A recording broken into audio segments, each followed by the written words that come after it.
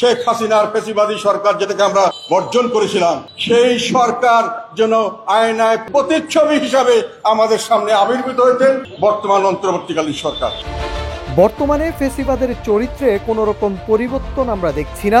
আপনি ফ্যাসিবাদী সরকার বা কৃতিত্ববাদী সরকার বলেন, অত্যাচারী সরকার বলেন, বৈষম্যের সরকার বলেন, সেই সরকারেরই প্রতিচ্ছবি আমরা বর্তমান অন্তর্বর্তী সরকারের মধ্যে দেখছি।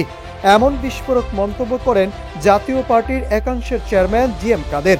14 সেপ্টেম্বর রাজধানীর কাকরাইলে জাতীয় পার্টির কেন্দ্রীয় কার্যালয়ের সামনে এসব কথা বলেন তিনি।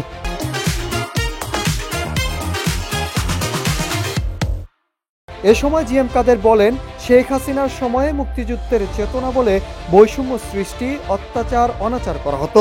বিভিন্ন গোষ্ঠী তৈরি করে তাদের সুযোগ সুবিধা দেওয়া হতো।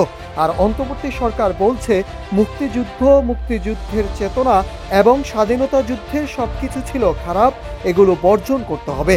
জুলাই গণঅভ্যুত্থানে জনগণের প্রত্যাশা ছিল গণতন্ত্রের মাধ্যমে জবাবদিহিতামূলক একটি সরকার গঠন করা। সেখানে অন্তর্বর্তী সরকারের মধ্যে পতিত শেখ হাসিনার ফ্যাসিবাদের প্রতিচ্ছবি দেখা যাচ্ছে।